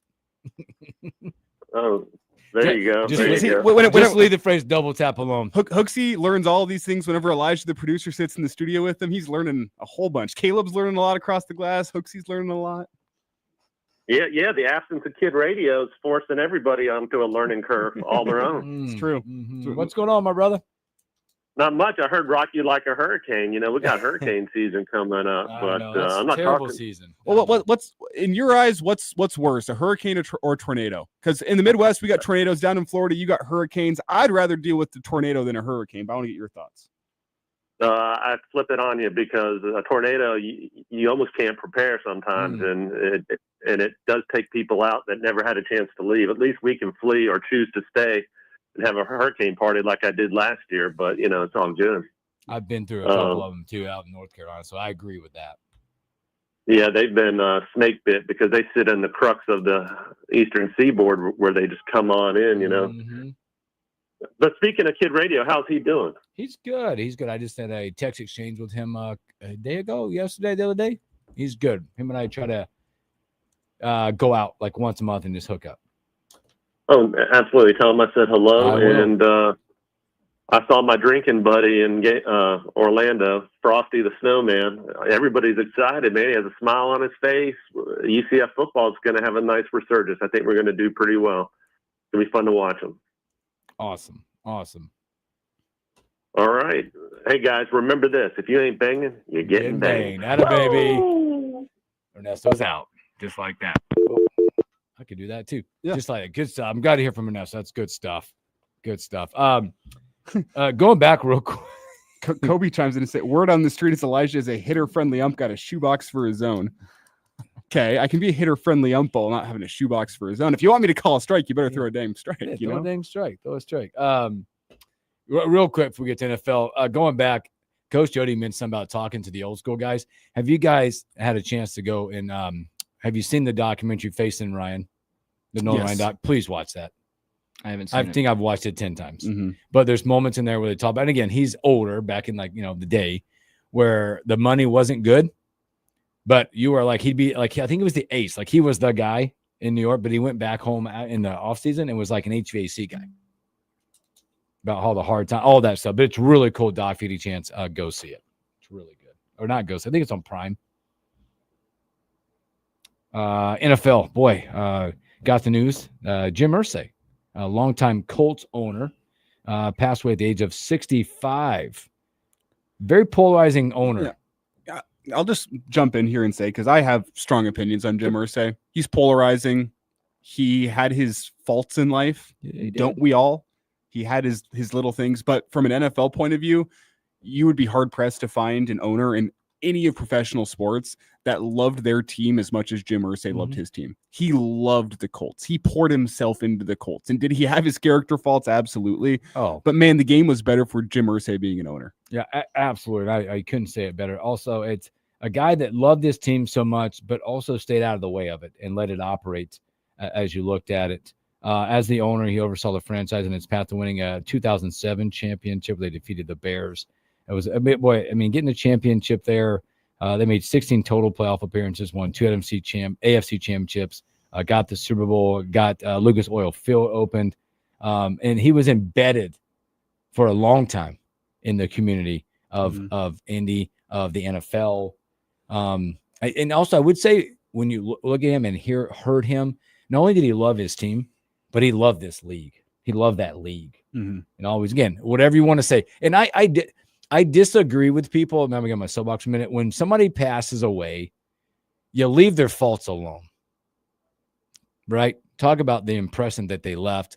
That, yeah, can you dog or say about this and that? Yeah, you can. But he had his issues, but we all do. We all do. Leave that alone, whether it be in the press or whatever. His oldest daughter, by the way, serves as the vice president, coach, owner of the team. And his 3 daughters were given the ownership title in 2012. So that thing will continue in the family. Be exciting to see what happens with that organization. Obviously, one of the polarizing owners and a guy that was, I think, wasn't he the youngest owner at the time? Because he was the one who brought the Colts to Indianapolis. Yes. Yeah. In 80. Yeah. Sorry. He became owner and chairman in 1997 at 37, the youngest at the time. Previously served as vice president and GM under his father, by the way, who acquired the Baltimore Colts organization in 1972 until they moved there in 1984. Wow. The way I'll remember Jim Irsay, and the one story that I think kind of speaks to who he was as an owner, is when Andrew Luck retired out of the blue. We all remember he kind of was looking out for his health. He never had an offensive line in Indianapolis. Retires out of the blue. The fan base is pissed at Andrew Luck. What did Jim Irsay do? Does anyone remember? He honored the contract, honored the full contract of Andrew Luck. Said, hey, even though you're retiring, even though you're not going to be playing anymore, we signed a contract. We made a deal. I'm going to pay you out for that contract, even though I don't have to. That's all I remember Jim Irsay. He's generous like that. Loved his team. Loved the guys who put on the silver and blue every single time. That is a respectable quality to have as a professional owner. There's not many owners out there like that would say, hey, my franchise quarterback just retired out of the blue. I'm still going to pay him. That's all I remember Jim Irsay. That speaks to what was in his heart. It was like a man who loved his team, who loved his players, loved the city of Indianapolis. That's who he was. I mean, it's something to be said. I think that's a lesson learned for all of us as we walk through life, that the successes and the wins and losses should be outweighed by your character, the caring for others, and the giving back type of things. And I think that's why Jim Irsay will be remembered. Well, you're not remembered by nobody. No, we tell our kids on the baseball diamond all the time, nobody's going to remember one iota about what you did in 14U baseball. Yep. But they will remember how you act, how you conduct yourself, the friends that you made, and the way you were selfless and not selfish. Well, it's your accomplishments in life aren't how you're remembered by the people who knew you. How you remembered is how you treated the people in your life. How you made the people in your life feel is how you are remembered whenever it's all said and done. And I love saying this because it's very true. Like Jim Irsay, the people that knew him aren't going to remember the Super Bowl. No. They aren't going to remember how he owned the Colts, they're going to remember how he treated the folks that were employed by the Colts, the players of the Colts, the people in his life. And by all accounts, Jim Irsay treated the people in his life well. Yep. And that's how he'll go down to me. Was he a perfect man? Nope. None of us are. But did he do his best to make sure that the people in his life were taken care of? Absolutely. Well said there, Elijah. Let's take another quick break. When we come back, do we have enough time? What do we got left? Sorry, We got about 2 minutes. Oh, we'll keep it here. We'll keep it here. And we'll do some stories that we missed. How about that? The stories we missed. The Morning Hookup. Well done. You better believe I'm going to jump in here into the pool. Tottenham. I knew it was coming. Soccer. I was waiting. You know what's funny? I knew it was coming because I watched the highlights this morning. Their first European trophy in 41 years, their first trophy overall in 17 years. They end the trophy drought against Manchester United. They get it done yesterday. It was enough. I could have cried. Some of those players that have battled for Tottenham for years and years with no reward, they got their reward yesterday. Beautiful to see. I know we're not going to spend too much time here talking about soccer because for the most part, the people in Nebraska do not care. I get it. Man, what a great win yesterday. It was special as a guy who's followed Tottenham for congratulations. Happy days. Probably since like 2010 I've been following Tottenham, and I thought there was no hope, and yesterday I got a glimmer of hope. Well, any comments back to what Kobe just said? Tottenham won a league for scrubs. I'm assuming Kobe's an Arsenal fan, so enjoy your 0 European trophies, Arsenal. Also coming up, something to watch coming up starting tomorrow in the golf world. Charles Schwab Challenge is tomorrow. Why do I say that? Because guess who's going for 3 in a row? Because he's going to play. Scotty Scheffler. How about that? What about what that means for golf for him? Obviously, in the day and age where a lot of these top guys are playing in the signature events for the money, the no-cut type stuff, he's going to go. It's in his backyard, by the way. It's in Texas. But he's going to go for 3 in a row where there is a cut. There's a lot more pressure. He's the favorite. So we'll keep track of that. So you guys have a great Thursday. Thanks for hanging out with the 3 of us. Take care of yourself. Take care of each other. We'll catch you on a Fullback Friday.